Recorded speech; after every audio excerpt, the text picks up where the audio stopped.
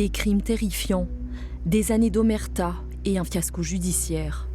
C'est le retour de la série événement La Conspiration du silence. Avec son réalisateur Thierry Fournet, 23 ans d'investigation et toujours cette quête de vérité. Les femmes disparaissent, les unes après les autres, on va dire, sans que les institutions dont elles dépendent, souvent la DAS, presque toujours la DAS même d'ailleurs, ne s'y intéressent. Des témoignages inédits. Et moi, ça me fait toujours quelque chose quand je repense à ça. Des archives jamais dévoilées.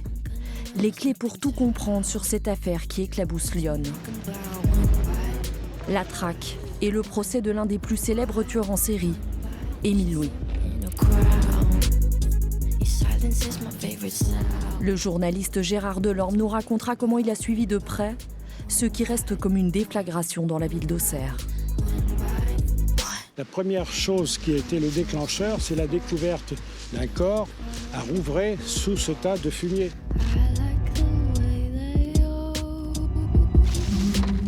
Puis nous irons rejoindre Corinne Herman, l'avocate emblématique qui n'a jamais rien lâché, toujours au service des familles de victimes, se battant sans relâche.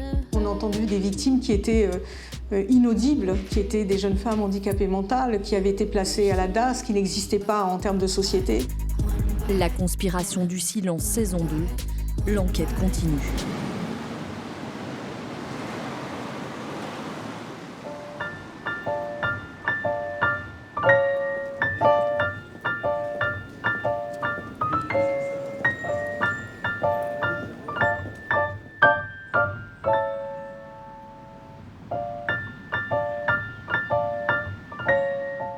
Thierry Fournet, là, quand vous vous baladez dans la ville d'Auxerre, qu'est-ce que vous ressentez et à qui vous pensez?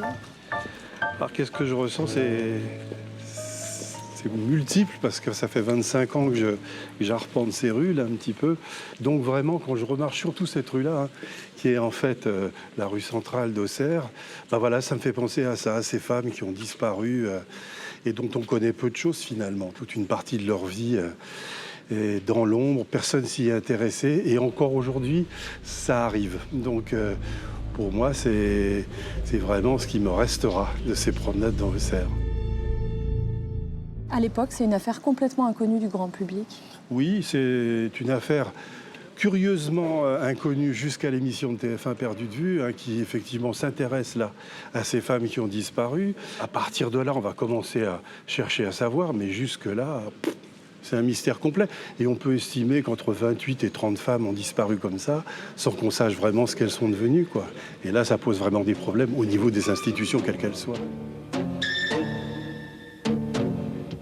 Parce que tout commence en fait ici, dans cette petite ville de province tranquille, Auxerre, à la fin des années 70. C'est ça. Les femmes disparaissent, les unes après les autres, on va dire, sans que les institutions dont elles dépendent, souvent la DAS, presque toujours la DAS même d'ailleurs, ne s'y intéressent.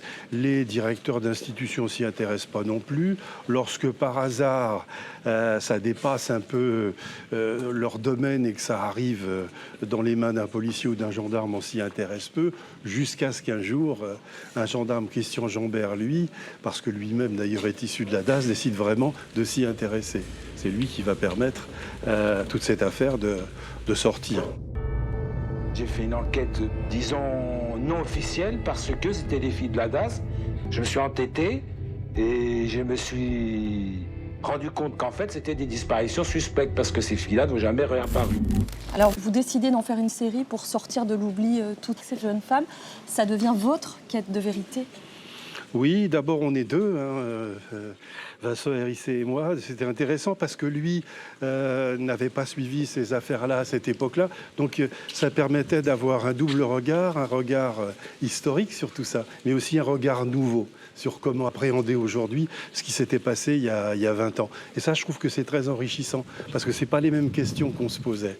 Et je pense que le fait de décider, aussi c'était une idée de France 3 Dijon, de retraiter cette affaire mais avec un regard différent, avec du recul, en laissant les gens s'exprimer plus longtemps et en étudiant plus que les faits, la société autour. Comment c'est possible que des choses comme ça soient arrivées dans les années 70 et 80 ? 23 ans d'enquête pour vous, plus qu'un travail de journaliste, c'est un travail d'enquêteur de police que vous avez fait. On pourrait dire d'entomologiste aussi presque. C'est essayer d'étudier avec une loupe ce qui s'est passé dans ces familles-là, dans ces institutions. Moi, c'est ça qui m'intéressait le plus. Les faits, c'est une chose, on les découvre, on arrive à résoudre ou à savoir qui a fait ça. Mais c'est pas ça l'essentiel. L'essentiel, c'est d'étudier comment la société a fonctionné et pourquoi c'est possible pour espérer qu'aujourd'hui, ça n'arrive plus. Et je ne suis pas sûr que ça n'arrive plus aujourd'hui.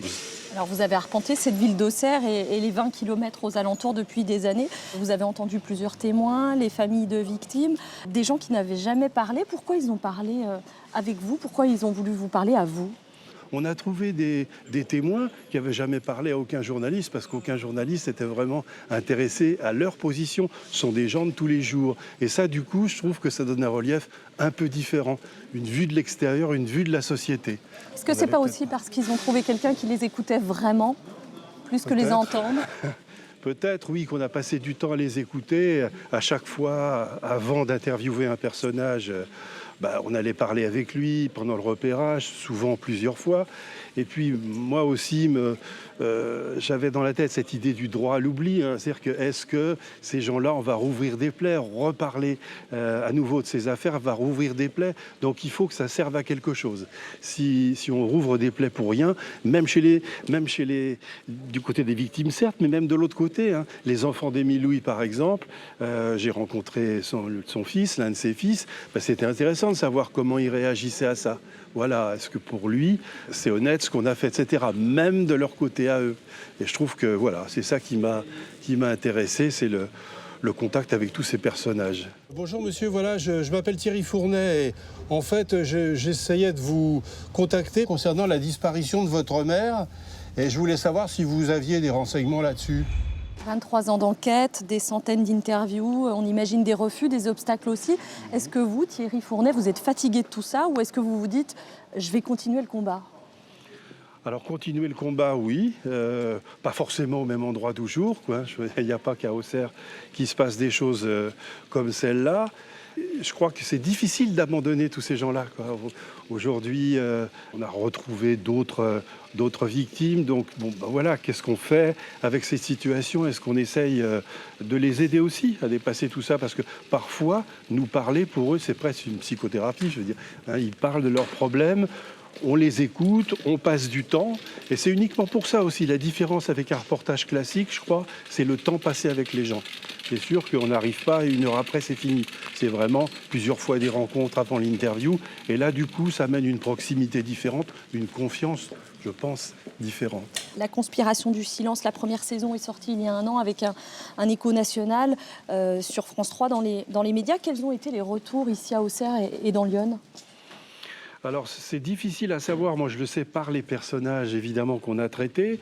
Je pense que ça a été finalement assez bien reçu par les gens. Je craignais un peu qu'il y ait cette idée chez les Auxerrois de se dire « ça y est, on reparle encore de ces affaires, on nous remet Émile Louis, on nous remet Dunant, etc. » Je pense que la façon dont on a fait le magazine a fait que les gens se sont intéressés. C'est l'impression, c'est les retours que j'ai eus maintenant.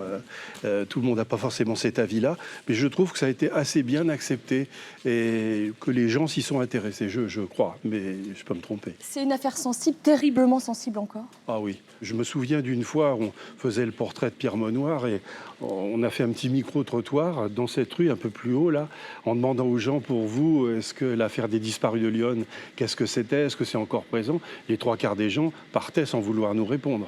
Donc c'est encore sensible. On vient vous voir, je suis journaliste. Oui. Et j'aimerais discuter avec vous si c'est possible. Non, écoutez, comme cette affaire-là, donc foutez-moi la paix avec ça. Parce que moi, je commence à en avoir marre. Ça fait plus de 20 ans. Ouais. Alors qu'est-ce qu'on vient de faire chier encore là? Puis surtout avec ça, moi je vous le dis franchement, si je me retenais pas, je prendrais mon fusil, je vous en foutrais un coup. Vous voyez, j'ai pas peur de le dire. Oh bah écoutez, moi vous avez pas raison de m'en foutre un coup. D'abord, je vous ai pas agressé, j'ai rien dit du tout. Vous avez été encore menacé ou vous avez encore subi des pressions? Non, on On ne peut pas dire ça de cette manière-là. Disons que des gens qui nous montrent que ça ne leur plaît pas, oui, ça c'est sûr. Des pressions, pas vraiment. Pas vraiment directement, en tous les cas. C'est-à-dire qu'il y a des choses qui vous revenaient aux oreilles? Oui, c'est ça. Par exemple, il y a des gens qui avaient accepté de nous parler et puis qui, 6 mois plus tard, finalement, avaient annulé, ne voulaient plus nous parler. Bon, ça, on l'a vu plusieurs fois. Mais globalement, je trouve quand même que non, les gens ont assez facilement accepté de nous reparler de tout ça, malgré tout, même si ça leur en coûtait. Thierry Fournet, si les murs qui nous entourent pouvaient parler, là, qu'est-ce qu'ils pourraient nous révéler? Alors ce serait intéressant de toute manière, parce qu'il reste malgré tout beaucoup de mystères sur toutes ces histoires. Par exemple sur l'affaire Dunant, où aucun des clients n'a payé, ni même n'a été identifié. Donc ça, c'est quand même dur. Et puis même autour de l'affaire Émile Louis, cette lettre qu'il a reçue dans le Var de quelqu'un d'ici d'Auxerre, le prévenant que, attention, on lui cherchait des poux dans la tête, il fallait que ce soit quelqu'un proche ou de la police ou de la justice pour pouvoir le prévenir de ça. Bon, on n'a jamais su qui c'était. Il reste beaucoup de mystères. Alors des zones d'ombre avec justement des révélations à la fin de cette saison que vous allez nous faire, de nouveaux faits concernant Émile Louis. Oui, d'abord parce que est-ce qu'on a tout découvert concernant Émile Louis? Non, il reste quand même un certain nombre de questions qui se posent. Et en particulier, est-ce qu'il n'a tué que 7, 8 personnes? Non, il s'avère que probablement il en a tué plus. Donc ça, c'est aussi de nouvelles révélations. Et on a un peu l'impression qu'on n'en finirait jamais de trouver de nouvelles choses. Il reste des choses à trouver. Qu'est-ce qui manque pour connaître la vérité? Maintenant, ce sera à mon avis très difficile parce que le temps à la rivière de l'eau est passé sous les ponts, le temps a fait son œuvre et ça devient difficile de travailler sur des affaires qui ont 25 ans. Donc je pense que là, il faudrait des révélations de gens qui, proches de leur fin, admettons, proches de leur mort, se décident à parler. Vous y croyez? Non. Non, personnellement, j'y crois pas, mais sait-on jamais, il peut y avoir des gens qui ont envie de changer les choses. Moi, personnellement, j'y crois pas beaucoup, puis même, on a l'impression qu'il y a quand même une pesanteur de la part des responsables politiques ici, quels qu'ils soient, qui cherchent pas forcément à vouloir faire la lumière. Ça veut dire quoi, ça? Je pense que, évidemment, ils ont l'impression que de reparler de ça, ça donne une mauvaise image de la ville. Et non, c'est pas vrai, parce qu'une fois que la vérité est découverte, c'est différent. Je pense qu'il y a ça. C'est un petit peu l'omerta, quoi. La loi du silence, on parle pas de ce qui gêne. On veut pas se donner une mauvaise image et on parle pas de ce qui gêne. Cette série, Thierry Fournet, vous auriez pu la faire il y a 10 ans? Je pense pas. C'est une bonne question, mais je pense pas parce qu'aujourd'hui, on a le recul nécessaire pour étudier toute cette affaire. Il y a 10 ans, ça aurait été peut-être un peu trop à vif. Alors, bien sûr, par exemple, sur Christian Jambert, comment il est mort, là aussi, c'est un mystère. Peut-être qu'il y a 10 ans, on aurait pu avancer plus, sûrement, parce qu'on était plus proche du moment où se sont passés les faits. Mais sinon, je pense qu'on n'aurait pas pu faire une série aussi forte sur le fond. Aussi documenté, avec des personnages un peu extérieurs à l'affaire. Non, je pense que c'était le bon moment pour le faire. Est-ce que ça continuera ou pas? Je ne sais pas. A priori, je pense que non, quand même. J'aurais plutôt tendance à dire que j'aimerais bien tourner la page, quand même.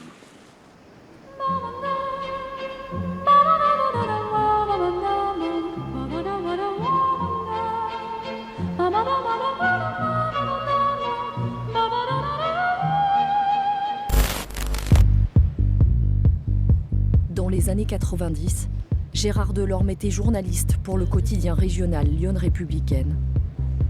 Il a suivi de près, presque jour par jour, l'affaire des disparus de Lyon. Je crois qu'il y a eu une série de dysfonctionnements. Je crois qu'il y a eu plus du laisser-aller, des maladresses, que la volonté d'étouffer une affaire. Je ne crois pas du tout à la volonté d'étouffer une affaire. C'est une affaire que les autorités ont longtemps négligée, voire étouffée, les disparus de Lyon. À quel moment votre journal décide de traiter ce fait divers? Les disparus de Lyon, on les a connus qu'à partir de l'émission Perdu de vue. En 1996. En 1996. C'est vrai qu'au moment de cette disparition, on ne le savait pas. Déjà dans les années 80, on avait effectivement, Mitterrand venait d'être élu, il y avait tout un changement aussi au niveau des médias. La JOCR avait été en finale de la Coupe de France, ensuite c'était l'accession en première division et on parlait plus de foot, des choses qui allaient bien. La reine Elisabeth était venue à Vézelay en 79, vous voyez, donc on avait tout un tas d'actualités intéressantes à ce niveau-là qui valorisaient le département de Lyon. Après ces affaires-là, on ne les connaissait pas. La première chose qui a été le déclencheur, c'est la découverte d'un corps à Rouvray sous ce tas de fumier. Et ça, c'était en 81. Vous voyez, et jusque-là, il n'y avait pas du tout d'information. Et c'est à partir de ce moment-là qu'on a parlé d'Émile Louis. Donc à quel moment vous vous dites, vous, professionnel, journaliste, on a une affaire, on a plusieurs disparitions, on a peut-être un tueur en série?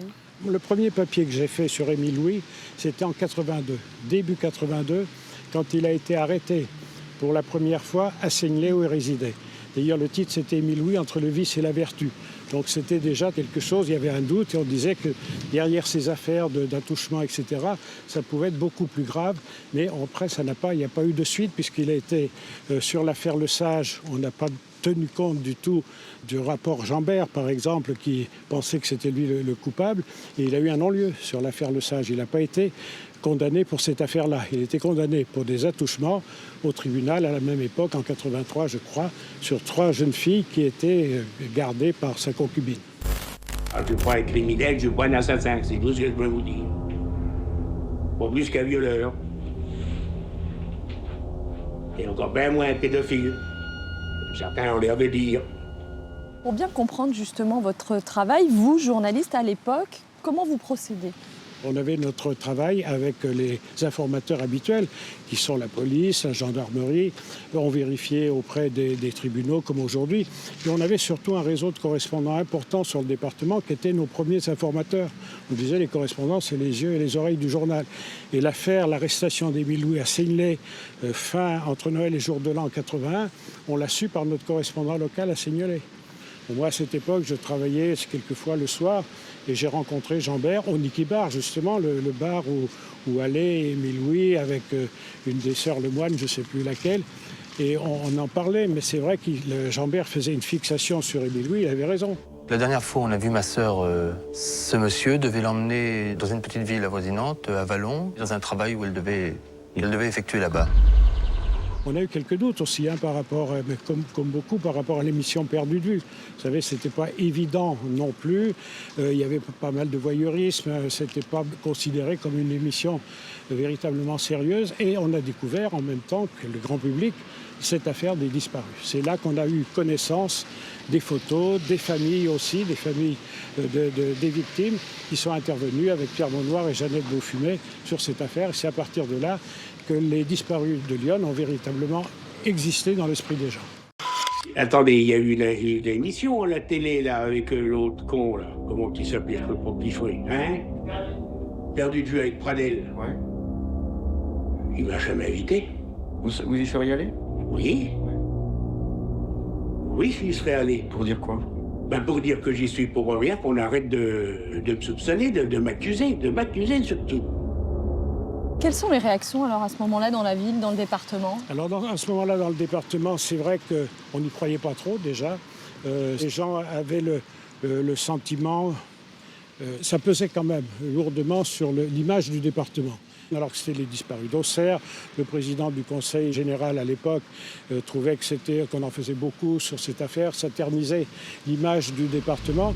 Je ne vois pas quel homme politique aurait pris la responsabilité de dissimuler quoi que ce soit, alors qu'en face, il y avait des disparitions d'un certain nombre de jeunes femmes. Enfin, je veux dire que c'est disproportionné, ça ne peut pas exister, ça. Est-ce qu'avec le recul, vous diriez qu'il y a bien eu une conspiration du silence? Il y a eu, oui, dans un noyau précis. Émile Louis protégé par un réseau de notables, est-ce que ça vous paraît possible? Ça, c'est possible, mais je crois qu'ils étaient dans un milieu. Moi, je crois qu'il ne faut pas se cacher la vérité. Il y avait aussi la franc-maçonnerie derrière. Il y avait une fraternité, si j'ose dire, au sens noble du terme, entre ces personnes-là. Et c'est vrai qu'au sein de la structure Apage, notamment, ils étaient très, très solidaires dans ce cadre-là. Et Émile Louis, dans cet univers, il n'était jamais pris à défaut. Est-ce que vous avez des regrets, vous, Gérard Delorme? Est-ce que vous vous dites, là, 30 ans après, j'ai fait des erreurs, moi, journaliste? Bon, on fait toujours des erreurs. A posteriori, on dit on aurait peut-être pu suivre davantage Jean-Bert, pousser l'institution. Mais je crois que ce n'était pas dans la façon de travailler de l'époque aussi. Hein. On n'était pas à la course au scoop comme on peut l'être aujourd'hui, justement avec ces chaînes d'information continue. Il faut donner de l'information parce qu'on a un créneau pour donner de l'information. Donc on avait plus de distance qu'on peut l'avoir aujourd'hui. Et c'est vrai qu'on a toujours des regrets parce qu'on est passé à côté de quelque chose. Alors on est à Auxerre ici aujourd'hui avec vous. Est-ce que c'est toujours un traumatisme dans la ville, surtout qu'on sait que toute la lumière n'a pas été faite?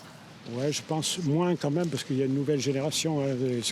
Les disparitions, ça fait plus de 40 ans maintenant. Le jugement d'Émile Louis, ça fait plus de 20 ans. Et pour les anciens, oui, ça reste quelque chose encore qui les marque. Moi, je le vois bien. Quand on a vu l'émission, moi j'habite à Avallon, il y a des gens d'Avallon qui m'ont parlé des affaires parce qu'ils les ont revues. Donc ça a quand même marqué, pas simplement Auxerre, mais tout le territoire, tout le département de Lyon. Et je pense que les nouvelles générations, par contre, sont beaucoup plus distantes par rapport à ces affaires.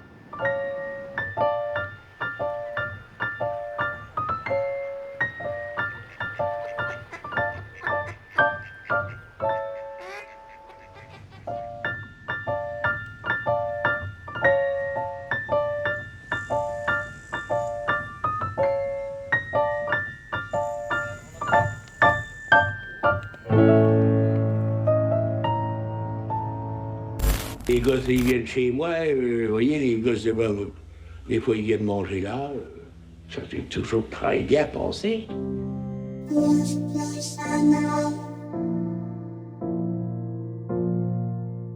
Ces affaires criminelles, Corinne Herman les côtoie de près. Depuis 27 ans, cette avocate déterminée traque avec une implacable rigueur les plus grands tueurs. Avec un leitmotiv, être toujours au service des familles de victimes qu'elle défend avec force.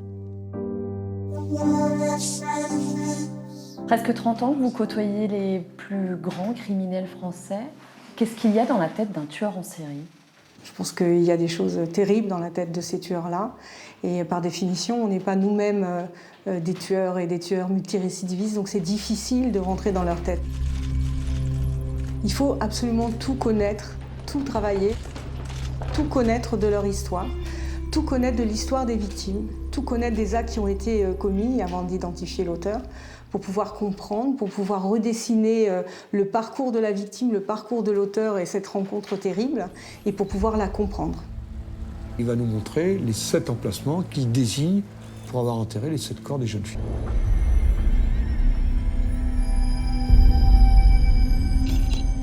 Sur la scène de crime, dans les actes qui ont été commis, l'auteur, il s'inspire de son histoire. Je dirais que c'est la photographie de son histoire et de sa vie. Et c'est aussi ce qui nous permet d'être sûr d'être devant la bonne personne. Ça n'est pas seulement les aveux, ça n'est pas seulement ce qu'il veut bien nous dire ou pas, ou ce que vont nous dire les preuves matérielles, ou ce que vont nous dire les proches. C'est que sur la scène de crime, sur la victime, on a obligatoirement l'histoire de l'auteur. Et si on connaît bien son histoire, on trouve ces traces sur la scène de crime qui nous montrent qu'on ne s'est pas trompé. Je pense que oui, Émile Louis est l'assassin de Sylviane Lesage également. Le corps de Sylviane Lesage-Durand est découvert avec les mains attachées dans le dos, avec un nœud marin, avec un collant dans la bouche. Et on découvre Jacqueline Vess, les ossements des mains dans le dos, avec un nœud marin et avec un slip et un collant dans la bouche. Ces vêtements appartiennent-ils aux disparus? Des expertises ADN sont en cours pour le déterminer. Je voudrais connaître maintenant l'ADN, et si l'ADN, il n'y a rien, qu'est-ce qu'on fait alors? Alors 2004, procès d'Émile Louis à Auxerre. C'est la première fois que vous le voyez. Comment est-il? D'abord, il dégage une force incroyable, contrairement à ce qu'on pourrait penser quand on voit les photos ou les images. Il a une présence vraiment intense. Ce qui n'est pas le cas de tous les tueurs en série, parce que Michel Fourniret n'a pas de présence, justement. C'est l'impression d'avoir même pas une personne face à vous par moment, que Émile Louis, il a ce côté un peu à la Gabin, hein. Il a une gouaille, il a une façon de parler, et puis il a un physique qu'il utilise et quand il se présente. Je ne m'attendais pas à ça. Alors, j'avais une autre image de lui, et cette force-là qui dégage, je comprends tout de suite quand il rentre dans la cour d'assises qu'il va d'abord se battre, et que cette présence-là, elle est plus proche de l'homme que les victimes ont rencontré, que cet homme qui les a un petit peu embobinés et puis qui ensuite les a agressés. On voit qu'il y a une force qui nous fait mesurer ce que ces victimes, en tout cas les jeunes femmes qui étaient avec lui, ont pu affronter. Émile Louis, vous en avez entendu parler? Ah, mais oui. Comment vous l'avez rencontré? Il amenait ma fille chez la logeuse, c'est comme ça que j'ai connu. On lui a redonné mon Dieu sans confession, celui-là. Et là... Je n'arrive pas à définir les pulsions que j'avais. C'était principalement pendant le printemps et l'été. Alors c'est un enfant de la DAS, abandonné, violé lui aussi. Il évoque, je cite, la bestiole avec des pulsions qu'il ne saurait pas contrôler. Alors il n'est pas le premier à invoquer cela, mais vous acceptez, vous admettez, vous, cette idée en tant qu'avocate? Au début, je me dis, il se moque de nous et il veut mettre ça, se dégager de sa responsabilité. Mais n'empêche que la bestiole, elle est avec lui, donc c'est bien que c'est lui qui est là. Donc déjà, c'est une forme d'aveu. Et ensuite, c'est cette impossibilité à raconter des faits qu'on a commis dans un état, certains psys parlent de presque comme dans un shoot. Comment expliquer ce qui vous a pris, ce que vous avez fait? Et donc la bestiole, c'est finalement une explication. C'est une partie de lui qui agit à ce moment-là. C'est une façon de nous expliquer. Donc, au départ, ce que je pensais être de l'ordre de la légende et de l'amusement, finalement, c'est plus sérieux qu'on ne pense et c'est une forme d'aveu.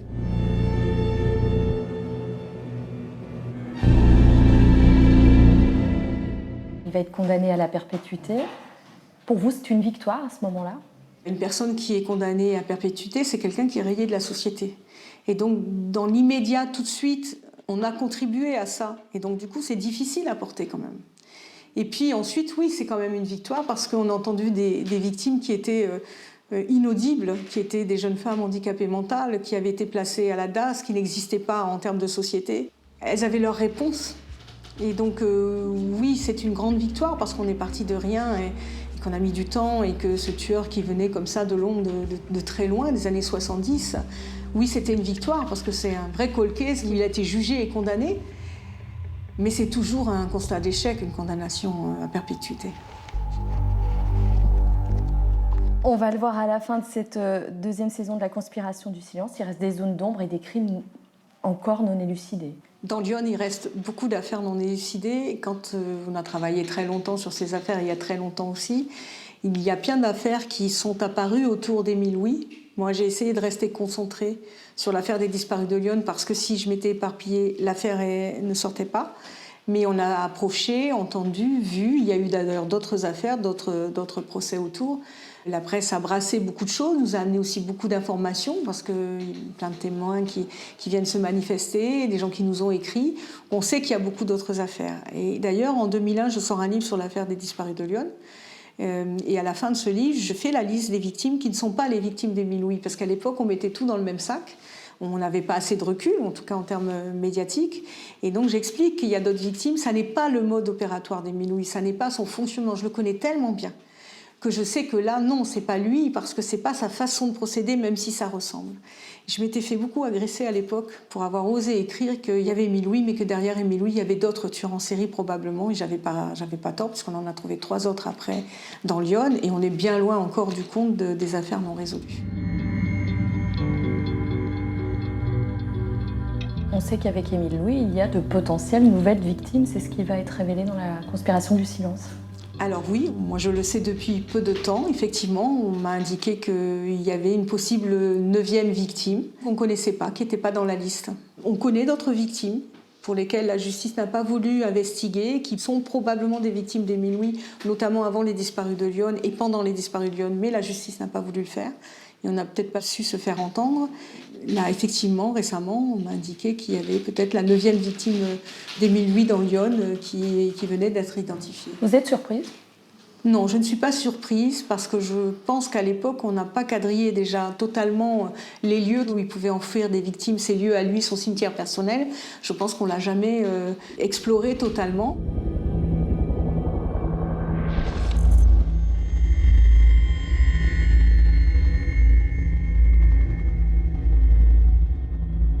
montré une mare à bestiaux.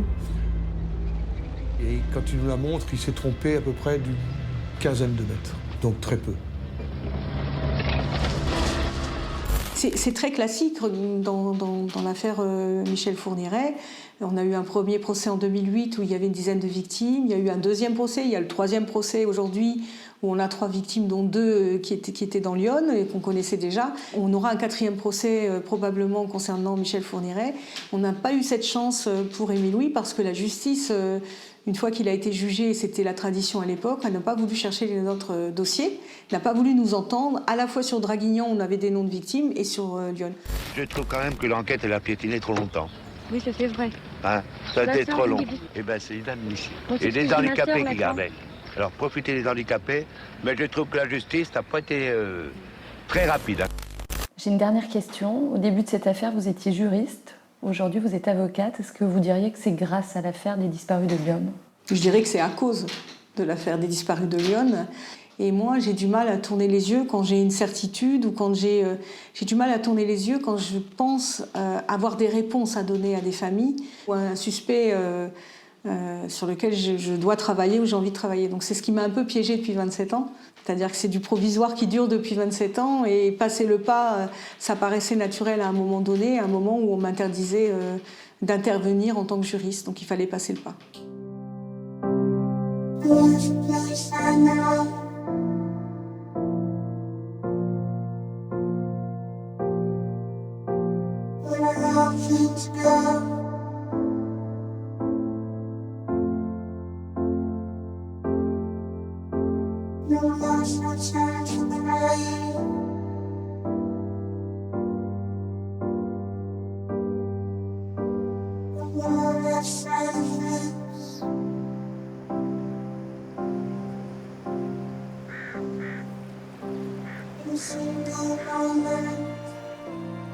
La soirée événement, la conspiration du silence se poursuit sur France 3 Bourgogne-Franche-Comté.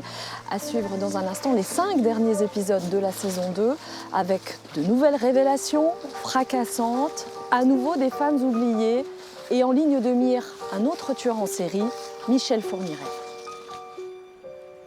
Hush, little one, let me sing you to sleep.